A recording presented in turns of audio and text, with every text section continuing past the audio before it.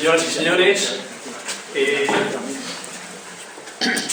a petición del presidente del Centro Riojano, tengo el gusto y la satisfacción de hacer esta introducción de lo que es el acto de presentación del libro de este señor que me acompaña, don Pío Moa, que no es nuevo en el Centro Riojano. El Centro Riojano, del que soy socio, tengo que decir que se honra de tenerle nuevamente con nosotros, pero ya ha participado en diferentes actividades y recientemente, con un éxito extraordinario, en unos seminarios que se han desarrollado sobre la guerra civil, con una afluencia verdaderamente, para los tiempos que corren, inusitada, y aún más recientemente, en estos últimos días, sobre el fenómeno de la masonería en España, dando algunas claves. Don Pío Moa es un historiador que verdaderamente está en primera línea. Yo diría que es la primera figura que verdaderamente se ha dedicado y se ha esforzado en desentrañar las claves de nuestra historia reciente, rebuscando en los archivos y recopilando los datos para ponerlos a disposición de todos nosotros y precisamente para deshacer tantas fantasmas o tantas zonas de sombra que permanecen ahí, y que yo desde aquí le animo a seguir en esa tarea tan interesante. Sí quiero citar que, tiene el libro que presentamos hoy, que está dedicado a los nacionalismos vasco y catalán, o catalán y vasco, aunque realmente el título es el primero. Pues evidentemente son asuntos que son de preocupar, y él los ha, por la repercusión que han tenido y tienen y siguen teniendo en el transcurrir actual. Pero quería decir que don Pío Moa tiene una ya extensa obra. Voy a citar en principio dos obras de la misma editorial, que son el derrumbe de la Segunda República, y tiene otro más generalista, por así decirlo, la quiebra de la historia progresista. Y también quería citar un libro que verdaderamente ha calado bastante, y que es Los mitos de la guerra civil, que iría en esa línea que decía antes de borrar esas zonas, de ir descubriendo esas zonas de sombra que hay en nuestra historia reciente. Les quiero decir que Los mitos de la guerra civil se reedita ahora, y tendremos ocasión de presentarlo próximamente, el mes que viene, también en el Centro Riojano, con una fecha que en principio estamos pensando que podría ser el día 11 de abril. Lo digo para los que estén interesados, aunque ya se hará la convocatoria, pues que lo tengan en mente. Y tiene una actividad que desarrolló en su momento don Pío Moa como bibliotecario del Ateneo de Madrid, un centro documental importante por sus fondos literarios, y donde realizó una labor no solamente de escudriñar en estos fondos, sino también verdaderamente creativa, porque desarrolló dos revistas, Tanteos, que era una revista de tipo de ensayos, y otra que se llamó Ayeres. Tenemos el honor y el gusto de contar con nosotros hoy también en esta presentación con el presidente de la editorial que ha publicado este libro, don José Miguel Oriol. Muchas gracias por su asistencia y sí quería mencionar brevemente en relación con la editorial que en esta misma colección donde se publican estos libros que estábamos hablando de don Pío Moa, pues tenemos un libro tan importante para conectar también con algunas claves que para mí son fundamentales de lo que supone el fenómeno del nacionalismo catalán, como es un libro que yo recomiendo a todo el que quiera aproximarse a estas cuestiones, que es La raza catalana, de Francisco Caja. Tuvimos el gusto de... Este libro se presentó en el Centro Riojano también recientemente, hará un par de meses. Posteriormente se presentó en el Ateneo de Madrid. En cierto modo, bueno, de mis palabras se puede decir que hay dos centros de interés cultural ahora mismo en Madrid, y uno de ellos es este, el otro ya lo he dicho. ¿Es cierto? La raza catalana verdaderamente es un libro apasionante, porque los que no lo hayan leído no se pueden imaginar hasta qué grado llega a profundizar en descubrir verdaderamente cuáles son las claves del nacionalismo catalán que tan fuertemente y tan duramente está afectando a la realidad política y social española. No quiero entretenerme mucho más, le voy a dar la palabra con mucho gusto al presidente de la editorial y luego tendremos ocasión de escuchar al autor del libro. Entonces, por favor, don José Miguel, adelante. Muchas gracias. Quería empezar por... No sé si estaba ahora. Dar las gracias al Centro Riojano. No es la primera, ni la segunda, ni la tercera, ni la décima que presentamos libros aquí. Realmente es aplaudir la actividad y la independencia de esta casa. Ayer mismo presentábamos aquí otro libro de la editorial, de otro autor, sobre el tema de la leyenda negra. El libro de la leyenda negra que se presentó ayer aquí era también publicado en ese momento. De otro aficionado a la historia, que dirían los catedráticos de historia que han expulsado a Pío Moa desde el primer momento del escenario de los autores historiadores, que hay que tener en cuenta por aquello de que lo que estudió fue periodismo. O sea, entonces, claro, no es historiador para los historiadores a los que me voy a referir durante un momento. En el libro que ha citado nuestro anfitrión, el libro de la quiebra de la historiografía progresista, del modo de escribir la historia o de las ideologías que están detrás de los historiadores, donde Pío Moa se extiende tranquilamente sobre los distintos gurús que enseñan historia en las distintas universidades españolas, con el resultado que vemos en la calle, por ejemplo, el sábado pasado.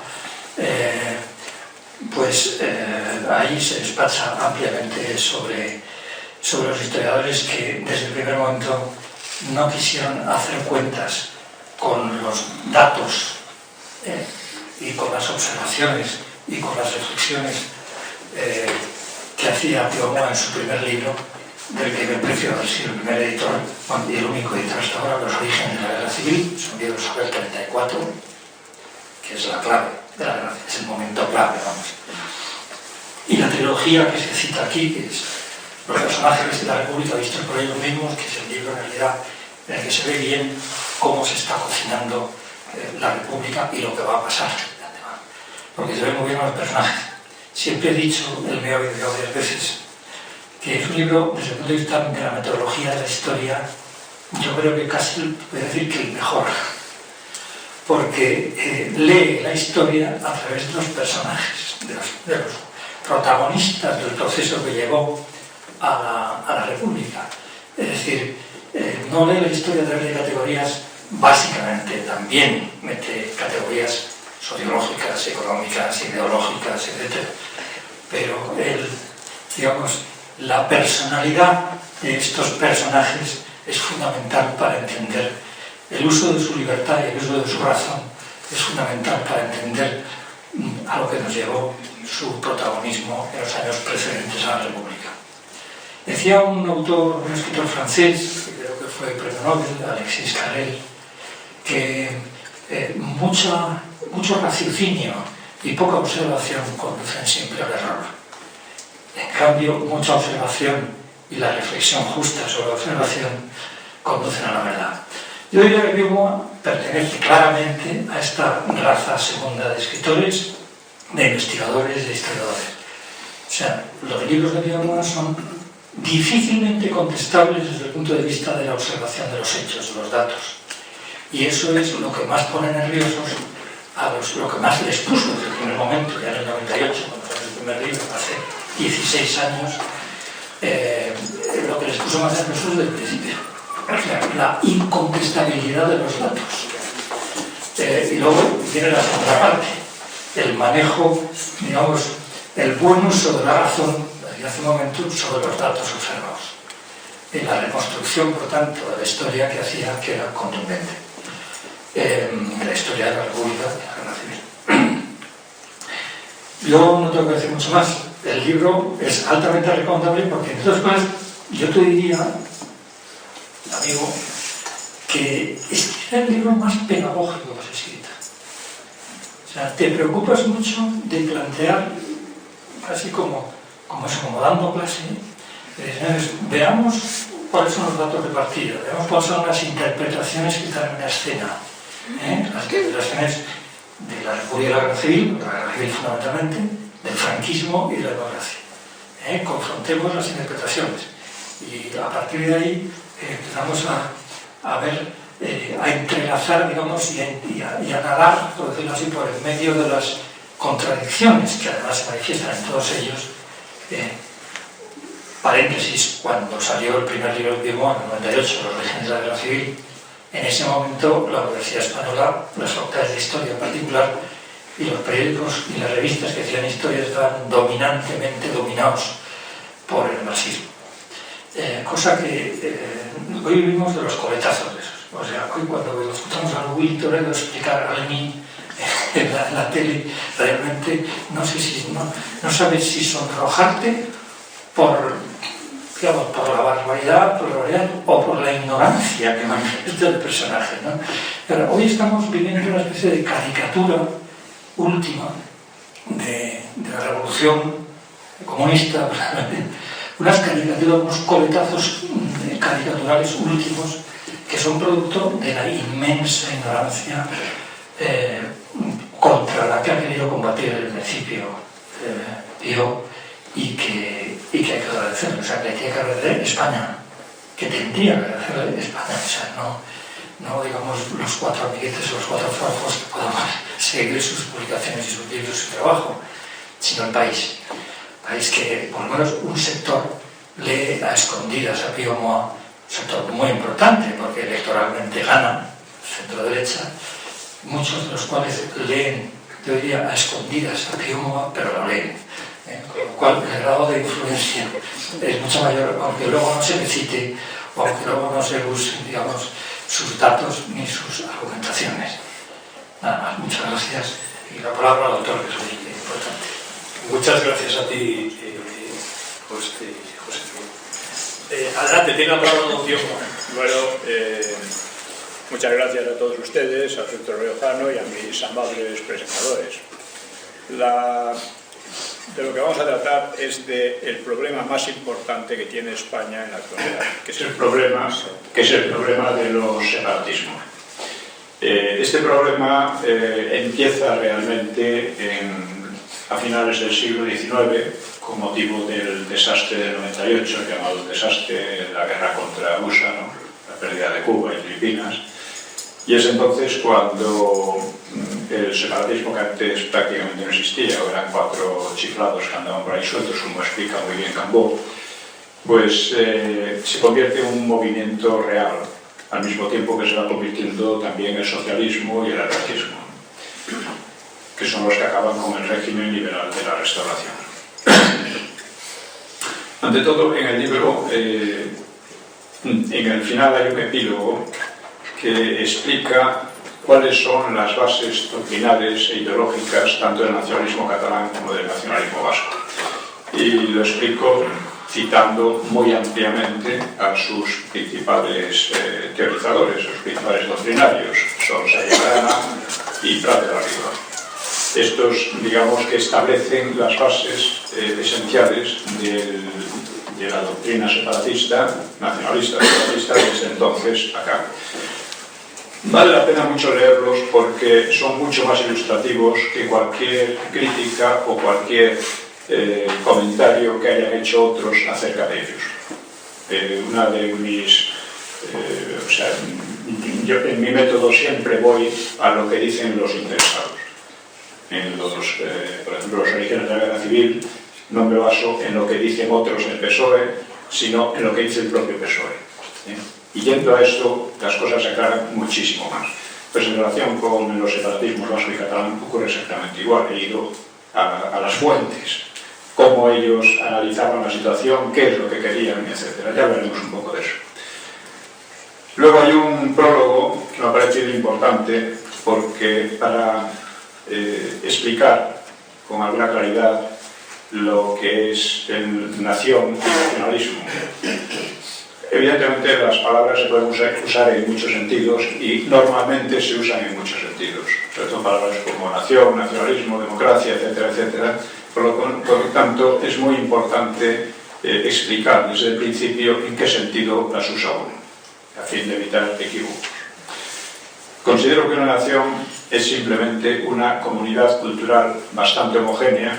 Existen comunidades culturales totalmente homogéneas, pero suficientemente homogéneas para que se reconozcan los que son parte de ella, y como un Estado. A menudo se habla de nación cultural, yo creo que es una nación cultural, lo único que hace es embrollar la cuestión. O sea, la nación cultural es una comunidad cultural. Si no tiene Estado, no es nación. Lo que la convierte en Estado es la nación. Esto existe desde hace muchísimo tiempo, claro. Naciones siempre ha habido en un estadio u otro, en un sentido u otro, ¿no? Y en España en concreto la nación se funda con el reino visigodo. El reino visigodo funda la nación de España. Es decir, los romanos crearon la comunidad cultural española, y los visigodos la dotaron de un Estado. Los visigodos, hablando en un sentido amplio, porque era un reino hispanogodo, ¿no?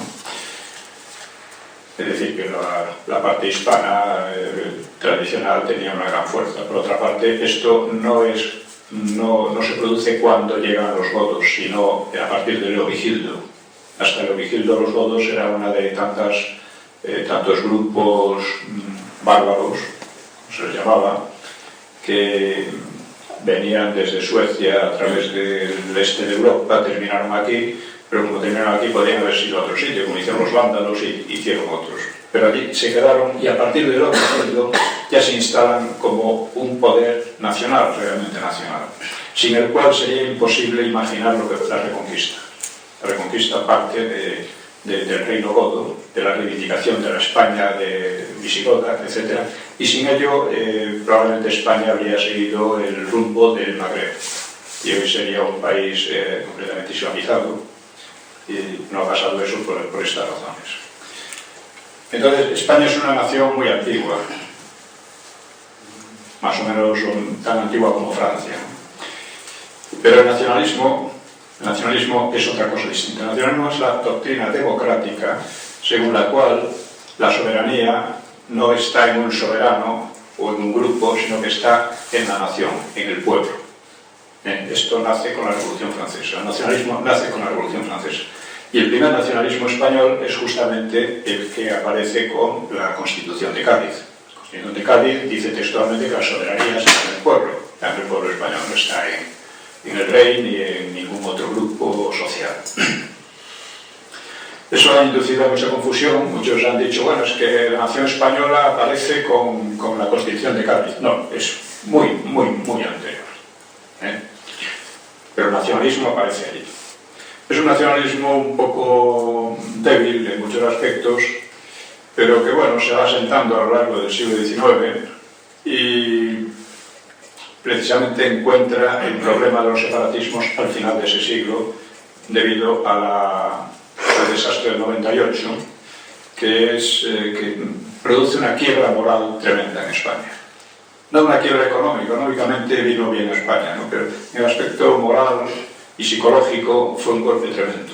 Y de ese golpe es de donde tomaron fuerza los separatismos que eran un poco anteriores, pero que antes de eso eran, como decía, un poco cuatro chiflados por ahí, que la gente los miraba un poco con... Y no hay más que leer a Sabino Arana, por ejemplo, a Juan de la Riva, para ver cómo esto era efectivamente así. Los separatismos llevaron al régimen liberal de la Restauración, fueron junto con el anarquismo, el terrorismo anarquista y la demagogia socialista, lo llevaron a la quiebra. Para salvar un poco la situación surgió la dictadura de Primo de Rivera, que fue una dictadura muy fructífera en algunos aspectos, pero desde el punto de vista político no se consolidó, no consolidó un nuevo régimen.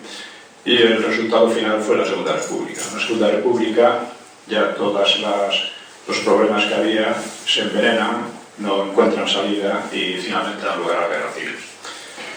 El libro empieza con la guerra civil y voy a leerles el índice para que vean cómo trata el asunto. El primer capítulo es interpretaciones sobre las causas de la guerra civil. Es importante señalarlas porque hay efectivamente diversas interpretaciones. En el seminario que he dado sobre la guerra civil las he tratado un poco, las marxistas, las sentimentales, moralistas, etc., las franquistas, etc. Mi punto de vista es que la guerra civil vino por algo que ocurre de vez en cuando en todos los países, ¿no?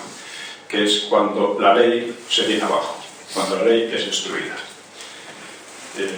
Digamos, en toda sociedad existen siempre tendencias diversas, existen tendencias que nacen de intereses, de talentos, de aspiraciones, de sentimientos, que son muy diversos en todas las sociedades.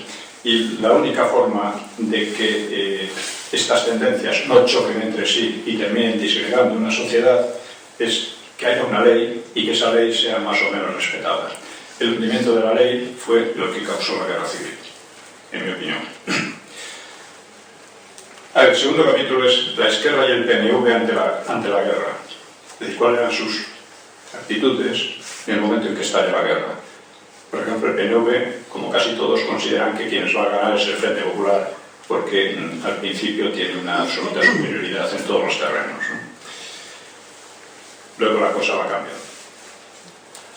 El tercer capítulo es la Generalitat se arma y acomete empresas bélicas. De la Generalitat inmediatamente, tanto los nacionalistas catalanes como los separatistas vascos utilizaron el desorden creado por la guerra para tratar de avanzar hacia la secesión.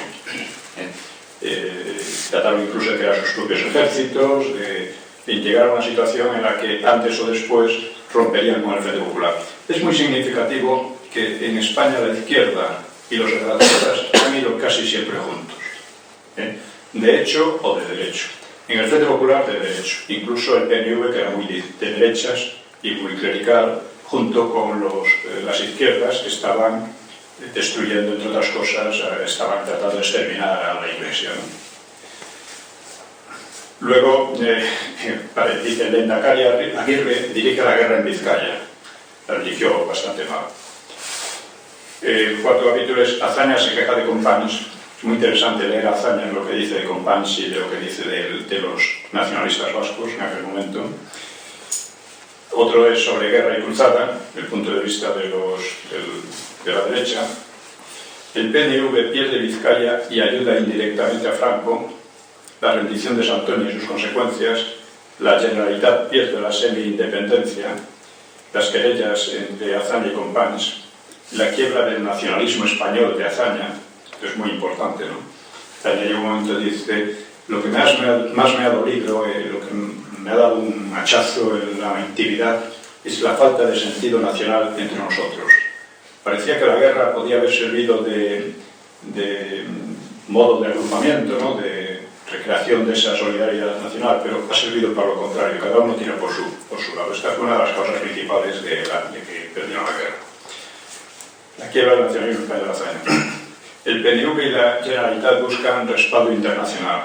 Estuvieron enseguida tratando de conseguir apoyo en Londres, en París, pero también en Berlín y en Roma. Ellos no escatimaban nada, ¿no? Y de las esperanzas internacionales a la derrota. ¿En qué se puede decir de la acción muy sintéticamente, de la acción de los separatismos durante la Guerra Civil? Pues fueron una ayuda involuntaria, pero importante para Franco. Basta recordar, por ejemplo, el caso de Guernica y lo que ocurrió a continuación. Guernica, al principio, pues los propios nacionalistas no le dieron mucha importancia, pero una vez que los reporteros ingleses se la dieron por diversas razones, entre las cosas porque trataban de alarmar la opinión pública inglesa frente a los alemanes, pues se acogieron al mito, encordaron los muertos todo lo que les dio la gana, hasta 20 veces más de los reales, y llamaron a luchar hasta el final, a luchar contra los vascos, ¿no?, a luchar con los vizcaínos, lo que realmente lo que llamamos Euskadi entonces era Vizcaya, ¿no? Y ¿qué hicieron mientras hacían estos llamamientos a pelear a ultranza? Pues lo que hicieron fue intensificar sus contactos que ya venían de atrás con los fascistas italianos, con vistas a rendirse por separado.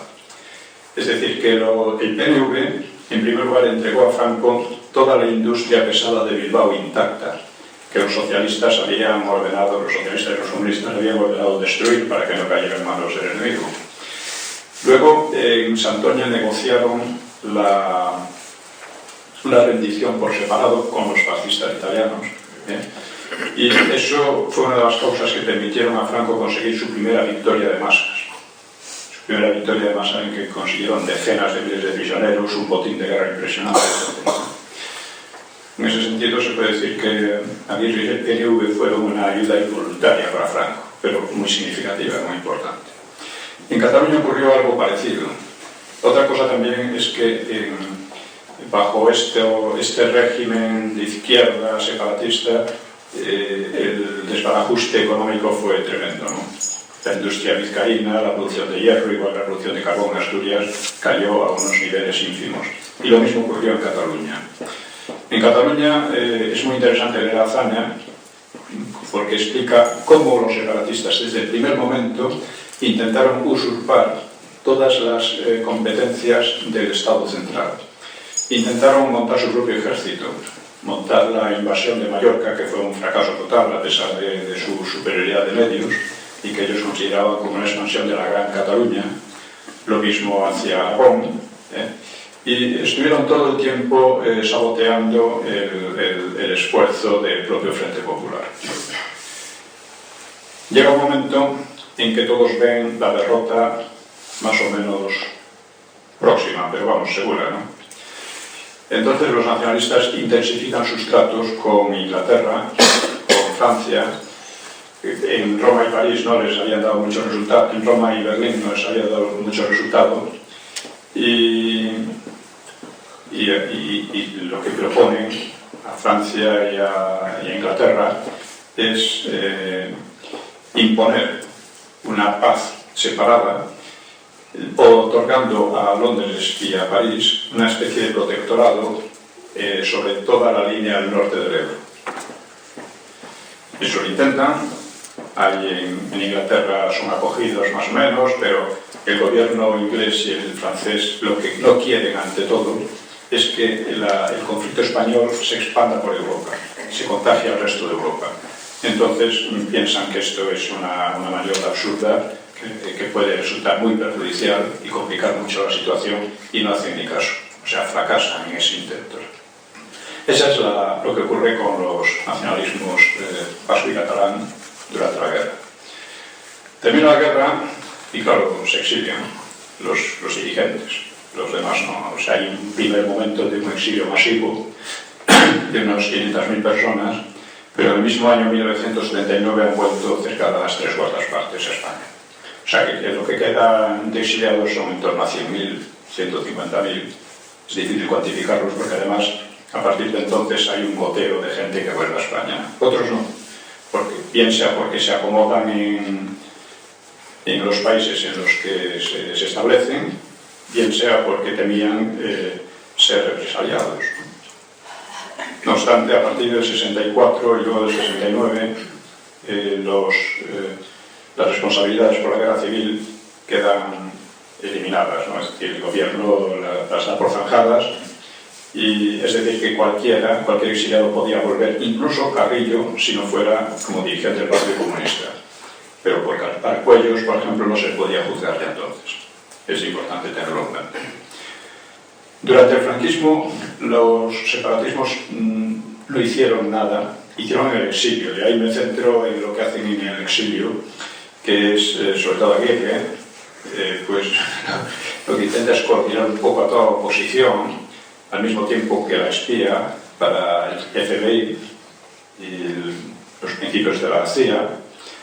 Es muy curioso, la actitud del PNV es increíble, ¿no? Es una traición permanente a unos y a otros, ¿no? En un grado que casi demencial. Cuando termina la guerra, Negrín pues ha recogido, como él mismo explica en su polémica con Prieto, ha recogido un enorme botín en España, o sea, expolios del patrimonio histórico-artístico, de iglesias, hasta de los Montes de Piedad, de las cajas de seguridad de los bancos, etc. Todo eso lo ha expoliado y lo ha robado. Y una parte de ese tesoro lo mandó a México un yate que se llama el Vita. El capitán del yate era vasco, posiblemente del PNV, cercano al PNV, y el PNV intentó quedarse con el botín, dice él, para luego repartirlo. Pero quien se quedó con él al final fue Prieto. Prieto espabiló, se quedó de acuerdo con el presidente mexicano Cárdenas, que era muy corrupto, bueno, como casi todos los de allí, ¿no? Y se quedó con el tesoro. Se quedó con el tesoro. Los presidentes y el PRI es terrible. ¿Todos de allí? No, me refiero a los políticos, ¿no? A los políticos del PRI en concreto, del Partido Revolucionario Institucional. Pues esta es una historia muy interesante y muy instructiva. Voy a dar un pequeño dato que tiene cierto interés. Daría para una novela, desde luego. Pues allí Prieto se quedó con el tesoro. Y Negrín, hay en los mitos de la guerra civil, reproduzco cartas entre Negrín y Prieto, en los que se acusan mutuamente de, entre otras cosas, de robar el Vita, ¿no? Robar el tesoro del Vita, un tesoro inmenso realmente, ¿no? Y también se acusan de ser responsables de la pérdida de la guerra, ¿no? De la derrota. Pero lo más interesante es esto, que queda claro que Prieto se ha quedado con el tesoro, que Negrín se lo reclama, le está llamando más o menos ladrón, o sea, Negrín, que había robado todo aquello, le llamaba ladrón a Prieto, ¿no? Y Prieto se lo queda. Un detalle interesante. Entre los que manejaron aquel tesoro, que tenía piezas de oro, monedas sacadas de los museos, monedas de oro romanas, rodas de todas épocas, que las fundieron muchas de ellas, han desaparecido por completo, y otras las metieron por ahí a saber cómo. Pues,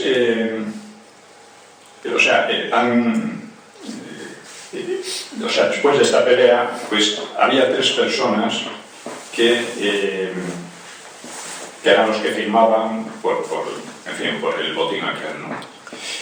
Una de ellas a Prieto, claro, y otra, que es lo que nos interesa aquí, era un nacionalista catalán que se llamaba, que luego fue senador en la transición, y que se llamaba, igual que el tío este de los laboratorios de Mario Conde, ¿cómo? Abelló. Abelló, se llamaba Abelló.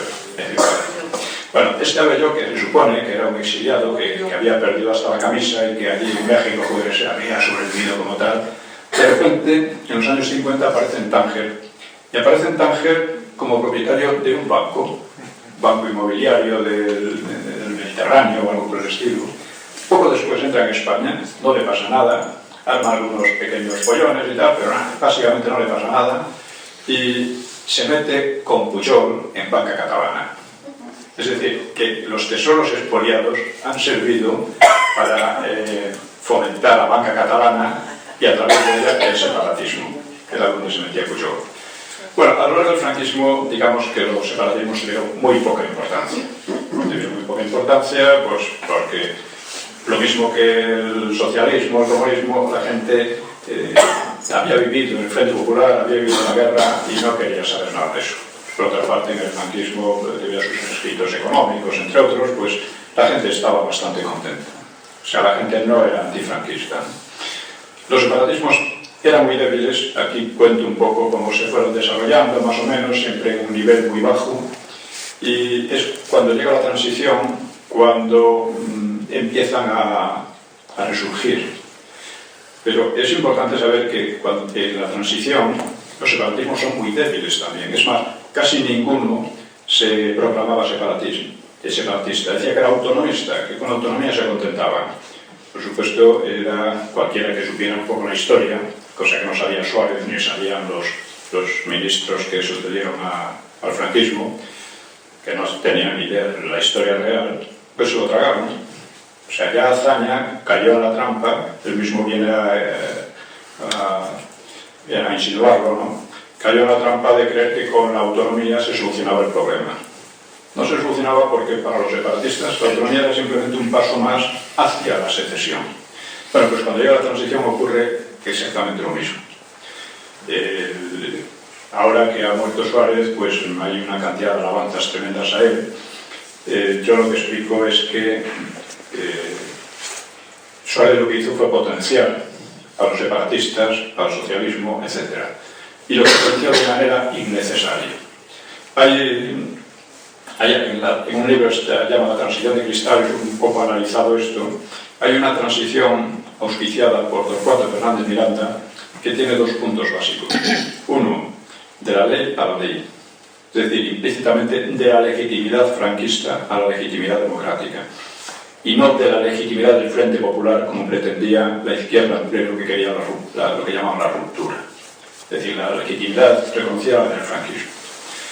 Y segundo punto, la oposición solo aceptará la transición democrática si se sabe débil. Era débil, pero era necesario hacerle ver que era débil. O sea, que lo entendiera bien que era débil y que por lo siguiente no podía imponer muchas condiciones, etc. Esta línea triunfó en el referéndum de diciembre de 1976, cuando por una gran mayoría la población votó la reforma que auspiciaban en aquel momento Suárez y Torcuato, detrás de Suárez Torcuato, ¿no? Bien, una vez este éxito logrado, lo que hace Suárez es invertir la política de Torcuato y empieza a hacer concesiones y casi dádivas a los separatistas y a todos, ¿no? De tal manera que cuando llega la Constitución, Torcuato está en contra del título 8, está en contra del término nacionalidades, etc. Hay una escena muy dura entre él y Abril Martorell y Suárez, que le combinan, porque estaba en la UCD, le combinan a aceptar aquello. Él se niega y total rompen de tal manera que Fernández Miranda, que murió poco después en Londres, pues a su funeral no asistió siquiera a Suárez, y eso de Torcuato había sido el hombre que había llevado a Suárez al poder, literalmente, o sea que se lo debía todo. A partir de entonces se crea la situación cuya conclusión por el momento estamos viendo ahora. En esta conclusión la ETA juega un papel fundamental. La ETA tiene dos cosas que en cierto modo la hacen muy simpática a la izquierda y por supuesto a los separatistas. Y es que reúne en sí misma las dos condiciones del Frente Popular.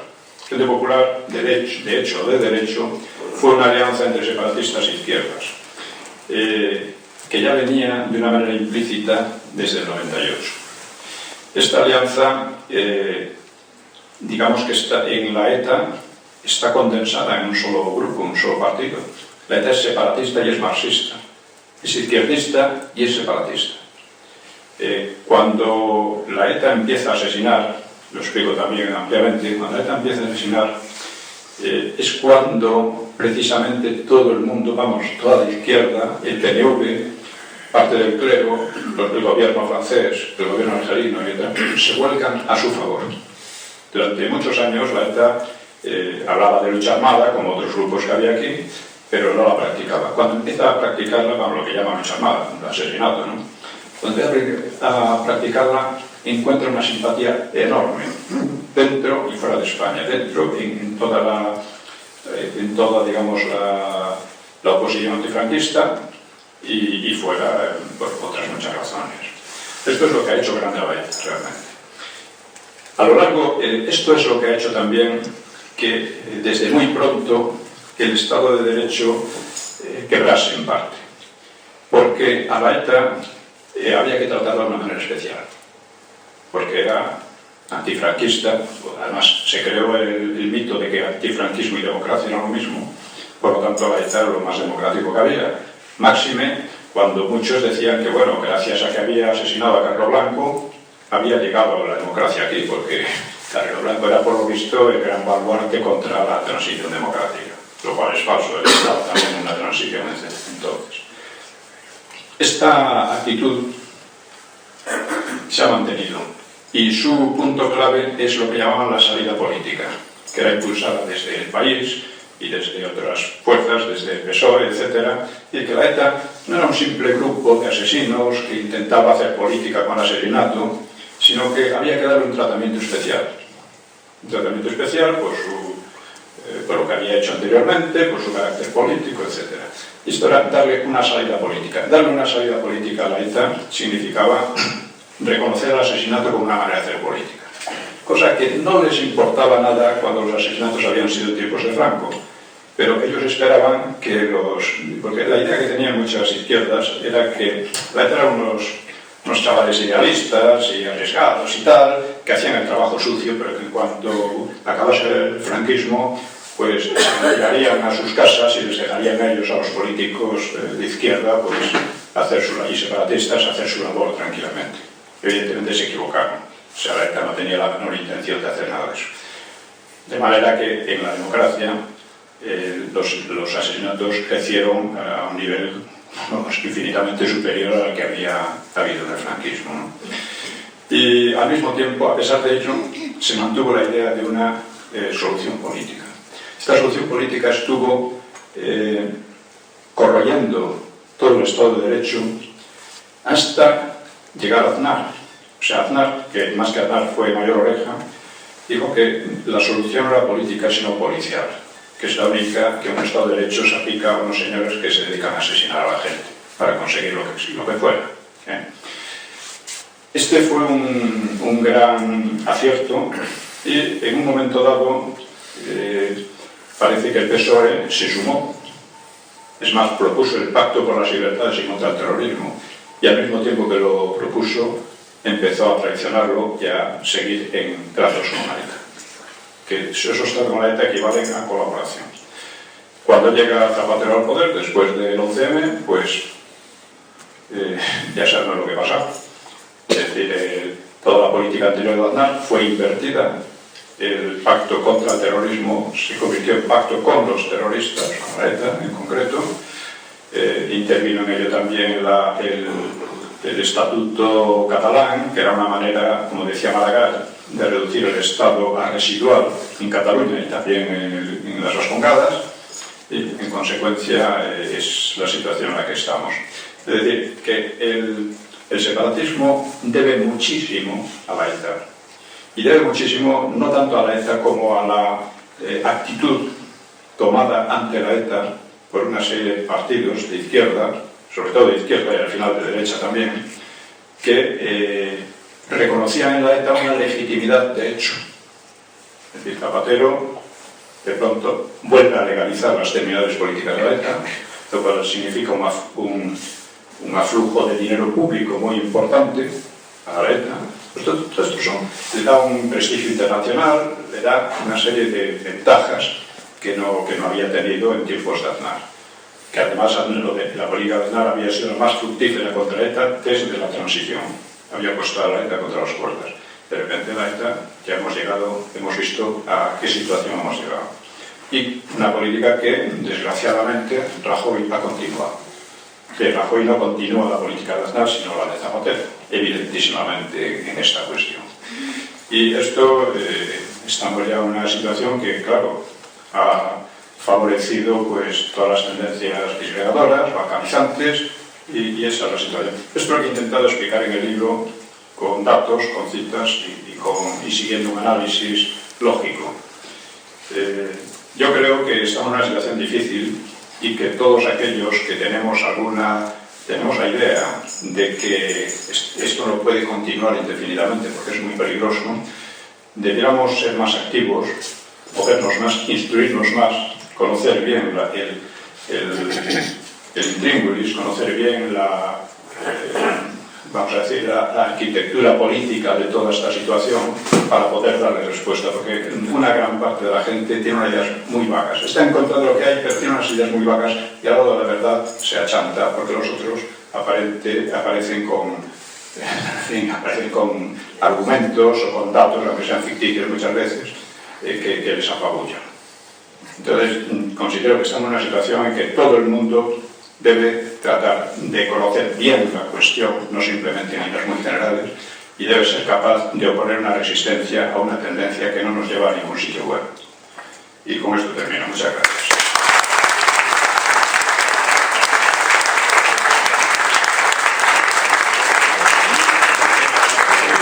Muchísimas gracias a ti, Pío, por este recorrido minucioso que has hecho por dentro de tu libro. Les recuerdo que tienen ustedes a la entrada de la sala ejemplares para el que quiera adquirirlos. Y bueno, vamos. Sí, vamos a abrir un turno de intervenciones. Yo tengo un montón de preguntas que se suscitan de este recorrido que decía que ha hecho el autor, pero les invito a los asistentes a que intervengan con sus preguntas, aclaraciones o cuestiones que les hayan suscitado. Aquí hay, tengo pedidas varias palabras en este momento, cuento hasta 5, este señor, esta señora, este señor de primera fila, también otro señor aquí detrás. Adelante, por favor. No ha dicho usted nada sobre el intento de Felipe González de acabar también por las intervenciones de los GAL. Bueno, Felipe González sigue una política de negociación con la ETA. Sí. Y el GAL era un intento no de interrumpir esa negociación, sino de liquidar a las personas que consideraban que eran más dentro de la ETA que eran más opuestas a la negociación. Pero la clave de su política era la negociación, siempre. ¿No ve usted que Aznar hizo una serie de concesiones también para apoyarse en la primera legislatura que han sido muy malas? Bueno, Aznar efectivamente... En Cataluña fue tremendo, sí, le dio todo. Pero hay que distinguir dos cosas. Una, las tensiones de Aznar, separatismo, que redondearon las que se habían iniciado con Suárez, la enseñanza, etc. Y otra, la ETA. O sea, he señalado a la ETA de todo porque es el elemento clave, ¿no? La política de Aznar con los separatismos supuestamente moderados fue nefasta. Fue la misma política, ya digo, que se extendió de Suárez, luego con Felipe González y luego con Aznar. Pero la cuestión de la ETA era muy importante porque si la ETA hubiera sido destruida, habría sido más fácil bregar con estos separatismos. Habría sido bastante más fácil. Pero es verdad. Luego siempre me encuentro con alguno que sale diciendo, cuando dijo el Movimiento de Liberación Nacional Vasco, eso no es más que una cosa que se le escapó, una tontería pero no tiene significado. Lo que importa es que a la ETA la acosó realmente, la llevó contra las puertas, y como decía uno de Herri Batasuna, dice, hablando en tiempo de Zapatera, dice, antes estábamos al borde del abismo y ahora todo es posible. Efectivamente, así es. Y el poner, como puso Azaña, de modelo. Ah, bueno, sí. Bueno, pero... Pero bueno, eso fue, yo creo, por influjo de Jiménez Los Santos y algún otro, que entonces estaban muy enamorados de Azaña. Pero también recordaré que después de sacar mi libro los personajes de la República vistos por ellos mismos, el propio Jiménez Los Santos dijo que tiraba literalmente su libro a la basura. Muchas gracias. Sí, por favor, señora, aquí en medio de la sala. Yo quería preguntar, cuando se hace un golpe de Estado, lo primero que se cogen son las televisiones, las radios, se sitúa todo. Y entonces, en la Comisión Nacional de Telecomunicaciones, que estaba en Madrid, pues en tiempos del señor Montilla, que era ministro de Industria, se llevó a Barcelona. Yo quería preguntar si pasara algo, esa comisión nacional, que todos los que trabajaban en Madrid se debían de quedar aquí porque les ofrecieron irse a Barcelona. Yo no sé si se fue alguno, no se fueron. En un supuesto de que pasara algo de separación, ¿qué implicaría que esa Comisión Nacional de Telecomunicaciones? Bueno, si se separara no tendría efecto en el conjunto del país, pero no olviden que ahora mismo hay tendencias, grupos de presión, que tratan de convencernos de que la secesión es una cosa posible. Cuando todo el mundo habla de la posibilidad de la secesión, hace posible la secesión.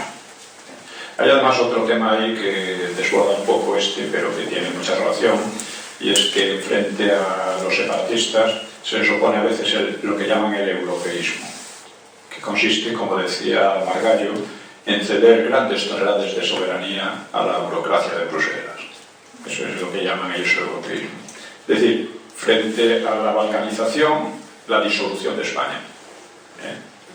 Entonces, ahora, yo creo muy difícil que se llegue a la secesión. Creo muy difícil, pero sí hacia lo que se va es a una situación en la que el Estado prácticamente desaparezca, que a efectos prácticos operen como un país independiente, aunque mantengan un barniz de unidad aparente. En fin, ya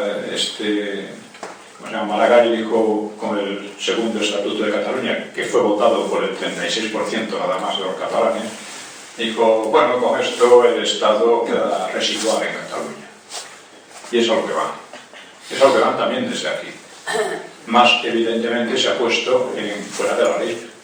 Lleva completamente desafiando la ley, pero de manera impune, ¿no? Y Rajoy no le impide para nada. Lo que le ofrece es más dinero. O sea, Rajoy cree que la economía lo es todo y que con el dinero se soborna a quien sea y ya está. Así está, bueno. Gracias. Por seguir un orden, sí, este señor... Muy breve. La pregunta es si usted piensa que vamos a llamarlo separatismo, se empieza a gestar con la guerra de sucesión cuando Felipe V frente al el candidato austriaco, ¿no? Sí. Entonces la pregunta es, antes ya hubo la separación de Portugal, Cataluña tuvo problemas y nosotros los españoles hemos olvidado que en tiempos Portugal era parte de España, como en la época visigoda.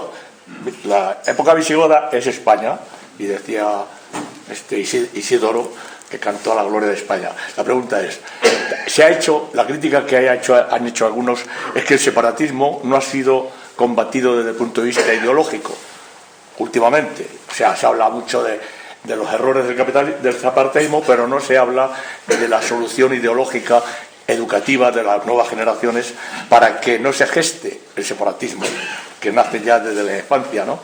Y entonces me he dado cuenta de que En resumen, ayer una noticia gráfica en el ABC que el separatismo no solo está fomentado por los líderes como Sabino Arana, aparte que Olaf Palme le diera pasar a la hucha para ayudar a ETA. El separatismo también es por la descomposición cultural y étnica de una nación, o pasa en Bélgica, con 30% en Bruselas.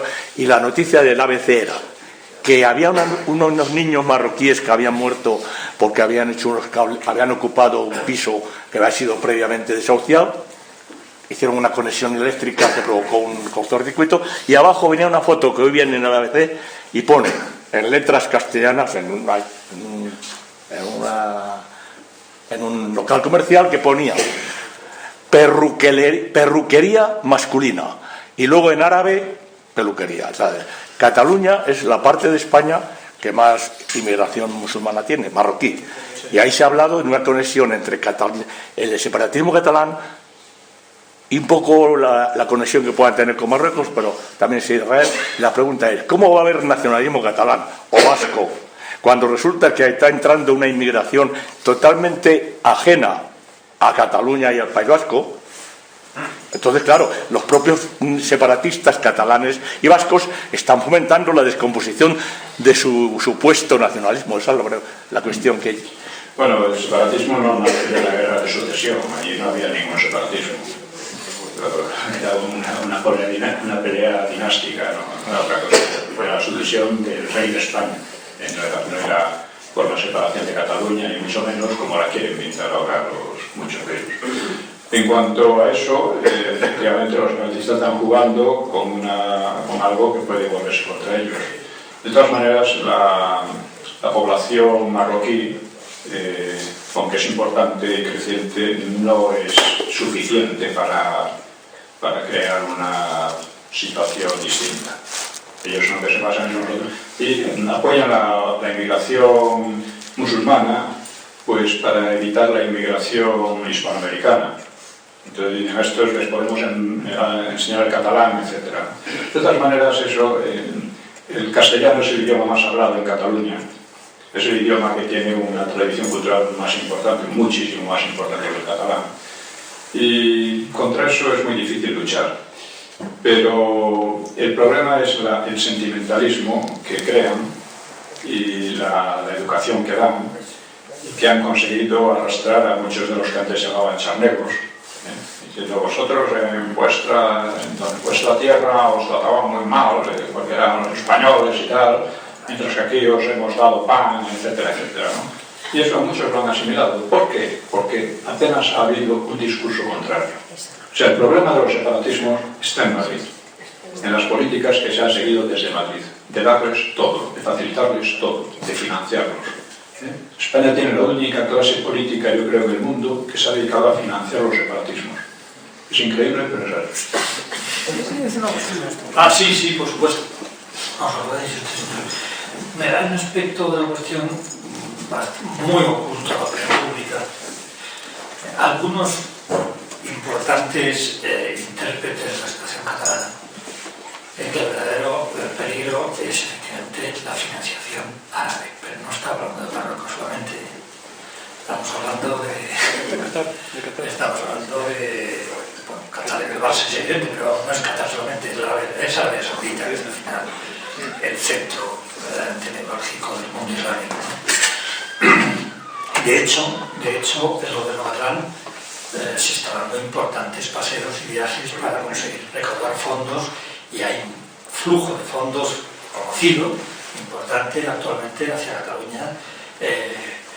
Y estos intérpretes, que digo, importantes de la situación española actual, piensan que jerárquicamente en el gobierno actual te dicen que hay el riesgo de que veamos la primera república islámica en Europa, la República Islámica de Cataluña.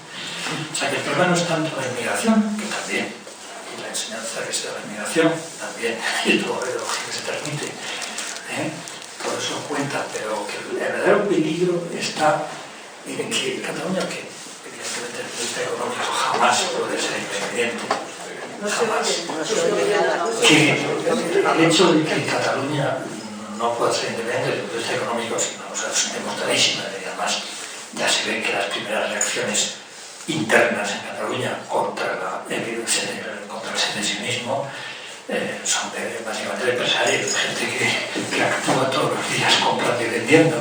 Sabe muy bien que es una situación absolutamente imposible, digamos.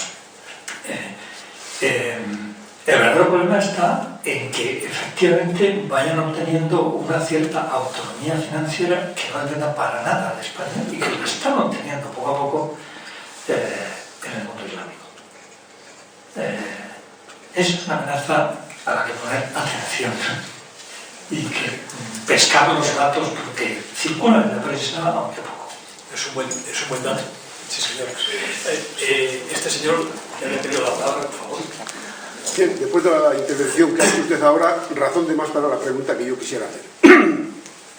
Cuando el señor Suárez creó las autonomías, entonces a mí me consta que preguntó al presidente del Tribunal Supremo en una conversación privada sobre su parecer, y entonces me parece que era Sáenz de Robles, que dijo que a su juicio era una barbaridad, que si le estaba tomando a broma el tema.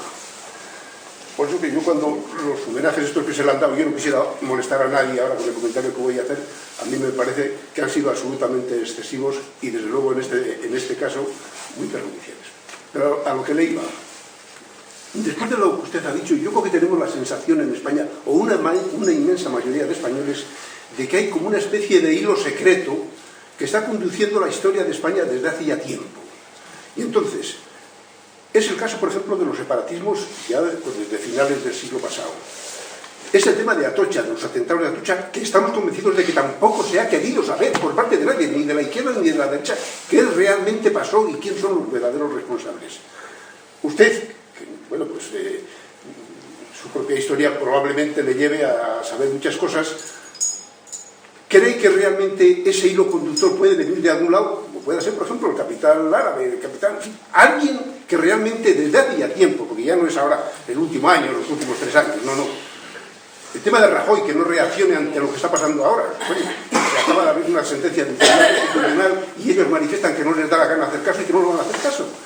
¿Qué pasa? Que no hay reacción ninguna. Tiene que haber algún hilo secreto, alguna razón, alguna motivación que nosotros no nos llegue al cuerpo. Tiene que haberla. Hombre, yo creo que no. O sea, la política y la evolución de los países nace de una serie de tensiones entre unos corrientes y otras, entre unos grupos y otros, y que en unos momentos triunfan unos o triunfan otros. Y también nace de la calidad de los políticos, ¿no? La calidad de los políticos nuestros desde la transición es muy baja. Es muy baja y eso no se puede atribuir a que estén manejados por este o por el otro, es que no hay más que verlos, son así.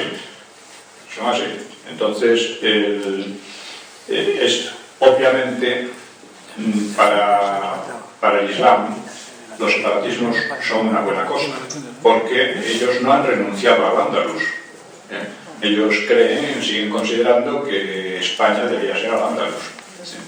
Entonces, el que en España haya tendencias disgregadoras les viene muy bien y las apoyarán, no solo en Cataluña, en Andalucía y donde surjan. Y entonces, pues eso yo creo que es lo que hay. Es necesario analizar las cosas tal como se dan, cómo se presentan, lo que dicen unos, lo que dicen otros, lo que quieren, un análisis crítico, que es lo que he intentado en el libro, es lo que nos permite ver por dónde van los tiros.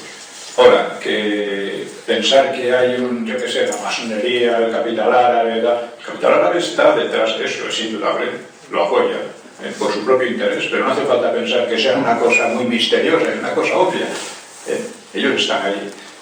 Los separatistas, catalanes, bueno, pues ellos, indudablemente, el problema ahí es si España es capaz o no de frenar esa corriente.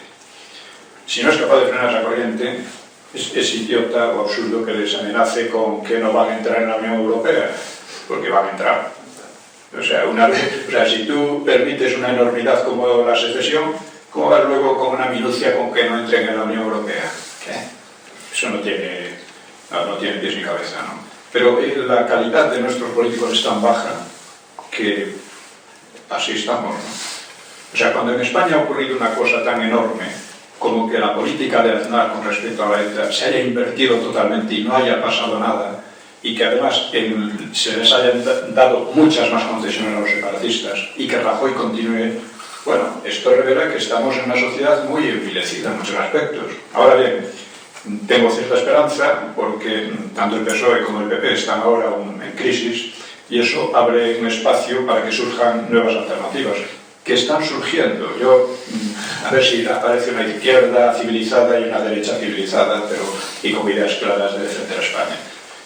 La posibilidad está ahí y hay, digamos, pues, indicios. Yo creo que eso hay que apoyar. Pero el PP prácticamente le ha dejado marchar, incluso lo ha empujado al único que tenía las ideas en este aspecto, me refiero, en el aspecto este, que es a Mayor Oreja, prácticamente le ha empujado porque se vaya. Ya. No le ha echado, pero vamos, le ha contado esto. Ya, bueno, pero se han ido otros. Ahora ha surgido esto de Vox, ha surgido Ciudadanos. Es posible que en Cataluña el PP se vaya a pique por completo y el PSOE también. Entonces, en fin, la situación es interesante en la medida en que todo este bloque político que se forma en la transición está haciendo agua. Ahora, es interesante pero muy triste para los españoles. Claro, por supuesto, es triste, pero bueno. Bien por la respuesta, porque yo por condensarla diría, ¿para qué vamos a buscar responsables en lejanas montañas, haciendo referencia a aquel señor que dijo eso, cuando los tenemos tan cerca? O sea, los tenemos aquí. Algo nos querías decir, Sí, a lo mejor no más tiempo al final, pero bueno, es que más allá, perdón. A ver, ahora sí. Más allá de del análisis político actual que acaba de exponer, por ejemplo, Pío Moar, él sabe que discrepamos en grados según la cuestión actual, la situación actual. Cuando yo he hecho antes un primer llamamiento público hoy de que España le debe agradecer a Pío Moar su trabajo, no lo decía así por una especie de calentón retórico, lo decía porque este libro, pero todo la producción de Pío Moar, más allá de su carácter polémico actual y de su batalla ideológico-política, en la que estamos más o menos de acuerdo, ya digo, ampliamente, pero no del todo, es al contrario, es de un análisis, de una serenidad, de una valoración crítica en el mejor sentido de la palabra crítico. Es decir, el origen etimológico de la palabra es el verbo krinein, griego, es decir, cribar, que quiere decir cribar.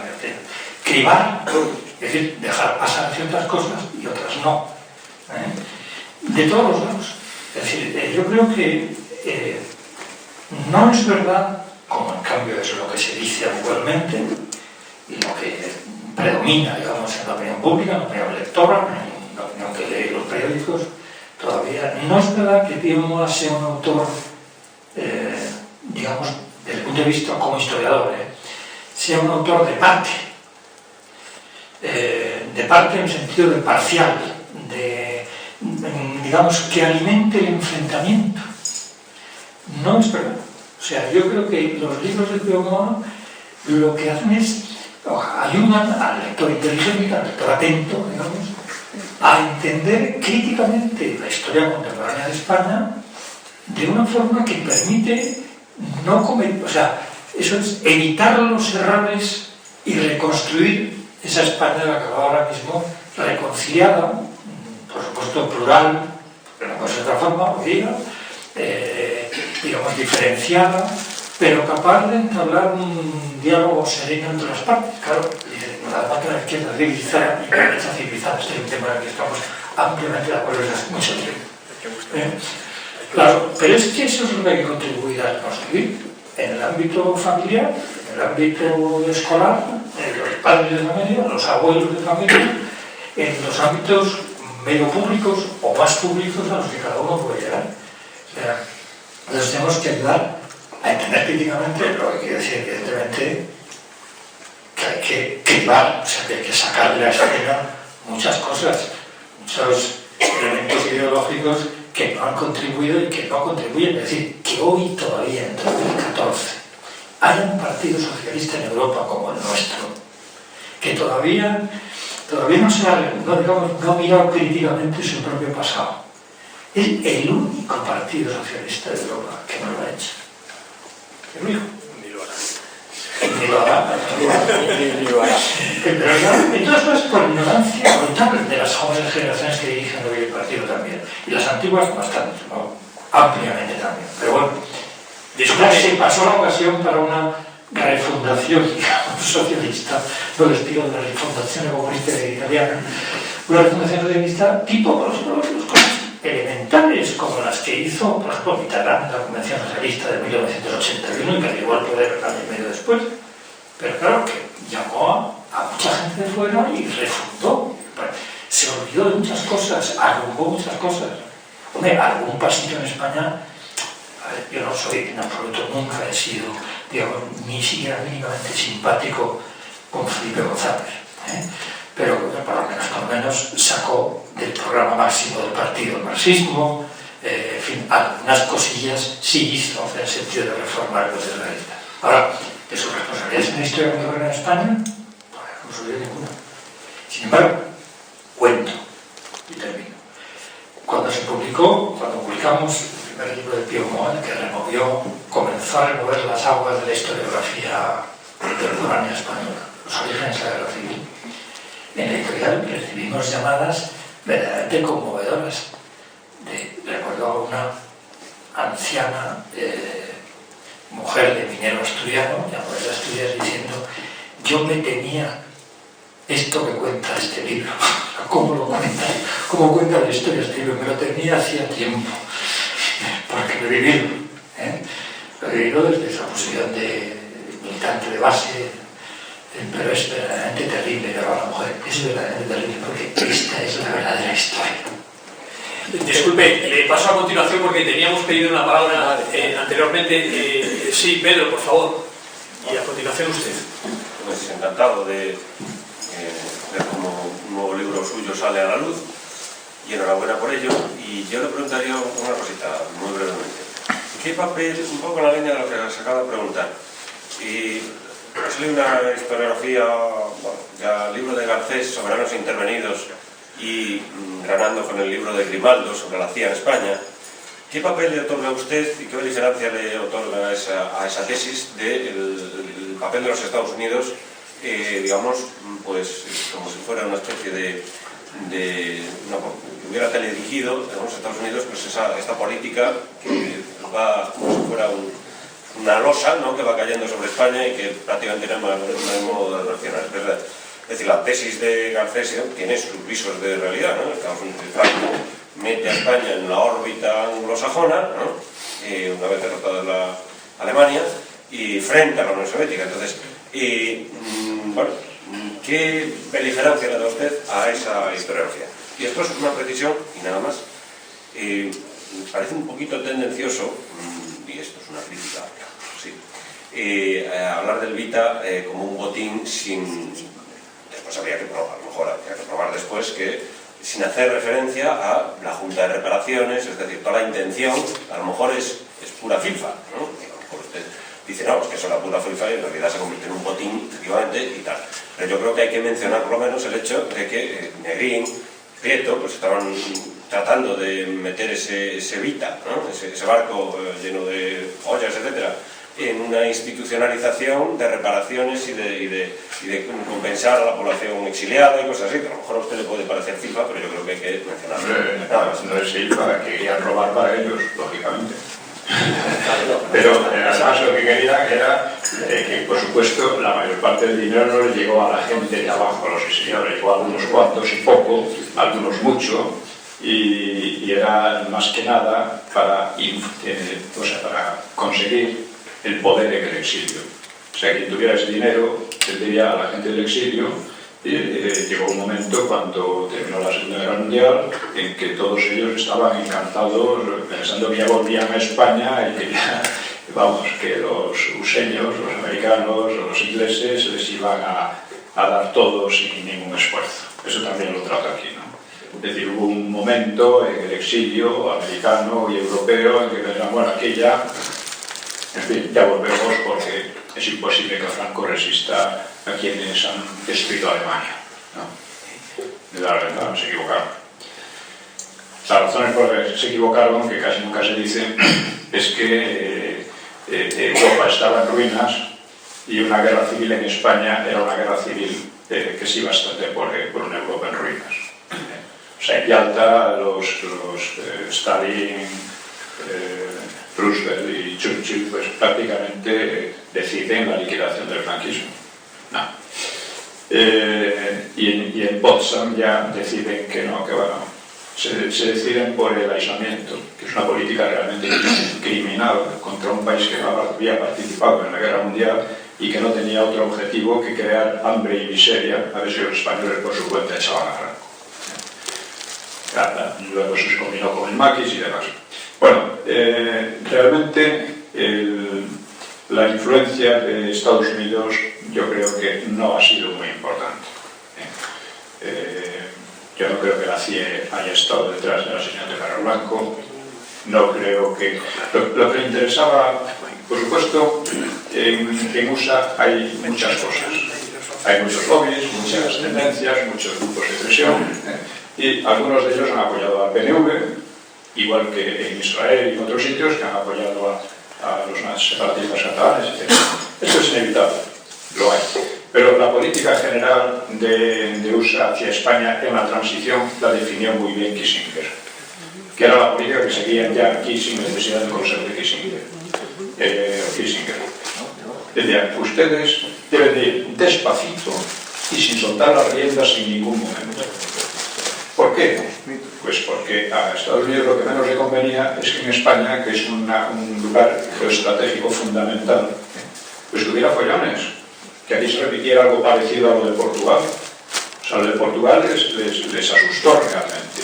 Es más, parece ser que es cierto que Gerald Ford le sugirió a Arias y a Franco una intervención en Portugal desde España, ¿no? Y Franco se negó. O sea, Franco se negó a eso, como se negó a intervenir en la guerra de Vietnam.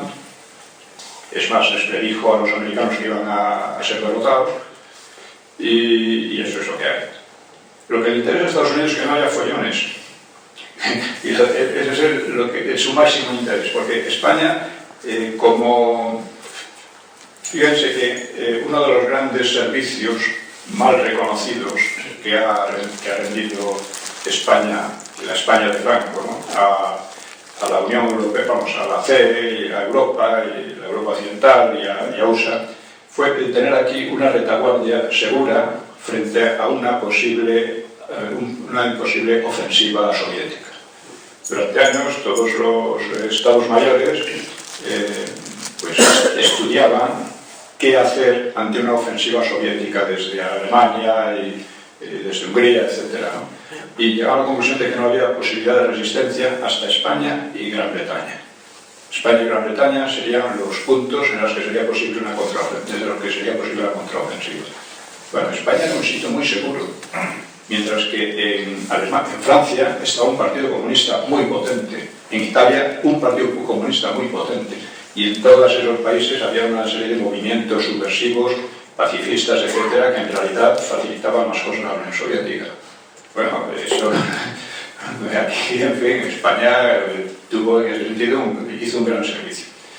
Estados Unidos en general apoyó a Franco, en general. Apoyó a Franco por esa razón, simplemente. No porque simpatizara políticamente con él. Por esa razón. Y ahora mismo, Estados Unidos, ¿qué va a hacer? Si España no consigue impedir la secesión de Cataluña del País Vasco, dirán, bueno, pues tendremos que tratar con esos señores. Y como parece que están ahí y que los gobiernos españoles son incapaces de poner el freno, pues seguro que están ya tratando con unos y con otros para que en caso de que eso ocurra, pues que haya el menor daño posible para ellos. Eso es lo lógico. Gracias. Yo voy a decir dos cosas. Bueno, una que sobre la actuación de las potencias exteriores en España también habla el libro, lo digo para incitar a la lectura, y que me están pidiendo unas palabras más. Decirles que, bueno, vamos a ser un poco respetuosos con el horario, pero adelante, son 3 y con esto, en principio, completaríamos esta parte del acto.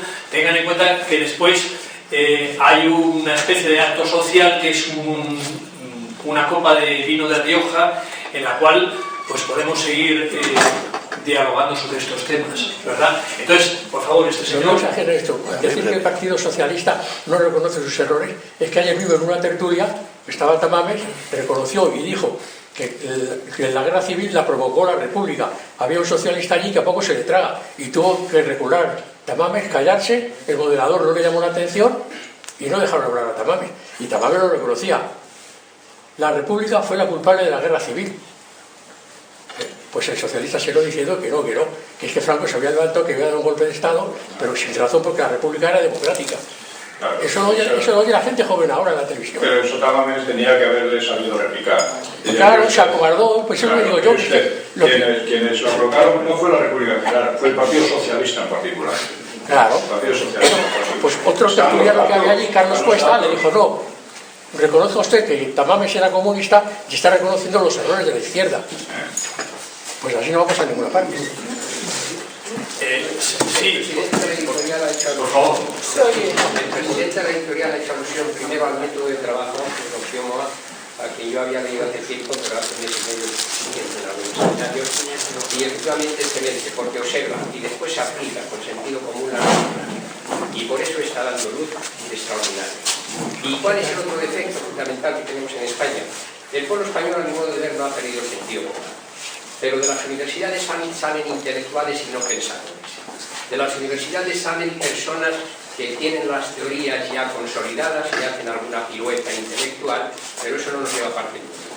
Y el señor Pío Moa, o don Pío Moa, que efectivamente no es historiador, pero que se ha metido en el asunto y ha observado, y no ha perdido el sentido común, sino que más bien con altura intelectual le aplica la racionalidad, nos está dando luz a los que hemos pasado por la universidad y tenemos incluso la emergencia. Una de ellas está clarísima, la administración de justicia. De la administración de justicia estoy hablando.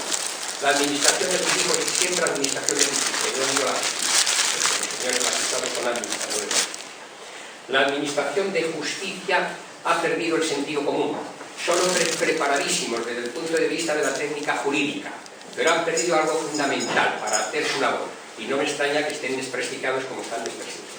Por tanto, y ya termino, enhorabuena a don Pío Moa, porque tiene un método de trabajo que, dadas también sus cualidades intelectuales, un método de trabajo que nos está dando muchísima luz y que además tiene la valentía de inferir lo que ve sobre los mismos documentos. De modo que si en las universidades se cambiara el método de trabajo e entusiasmaran a los jóvenes a amar lo fundamental que es del universitario, a amar la verdad, sobre todo los que se dedican a las ciencias humanistas, cambiaría España radicalmente, porque el pueblo español es grandioso desde el punto de vista de su capacidad de sentido. Muchísimas gracias una vez más. Bueno, yo quería observar que yo soy historiador. O sea, soy historiador porque escribo libros de historia.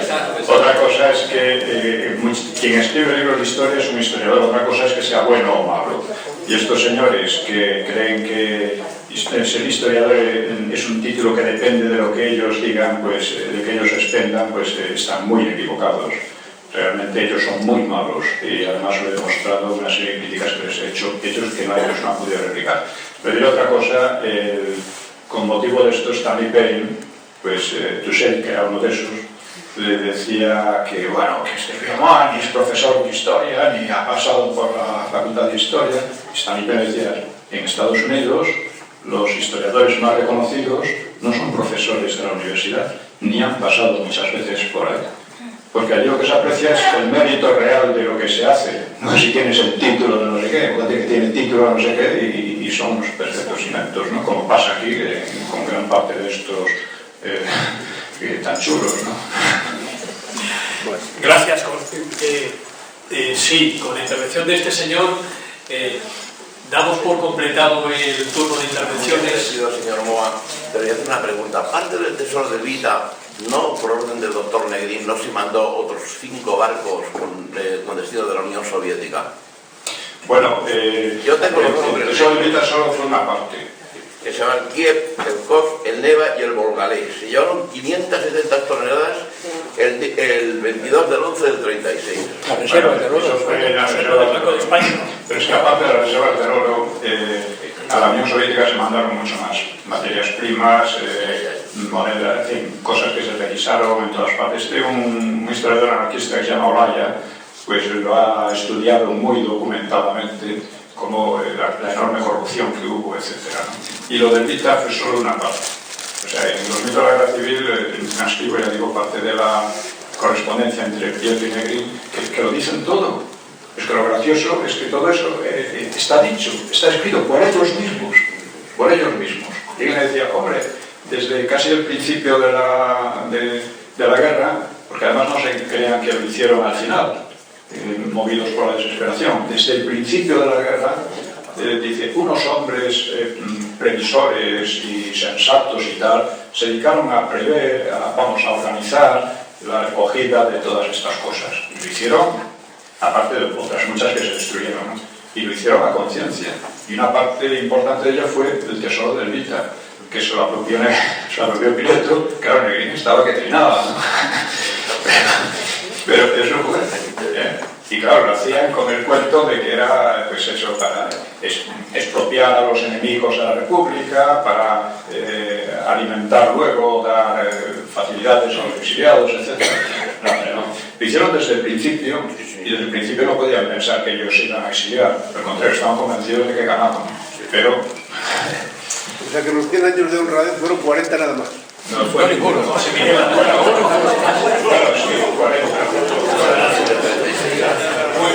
Muchas gracias a todos por su presencia y como les decía antes, tenemos una degustación de vino de Rioja en la planta de arriba.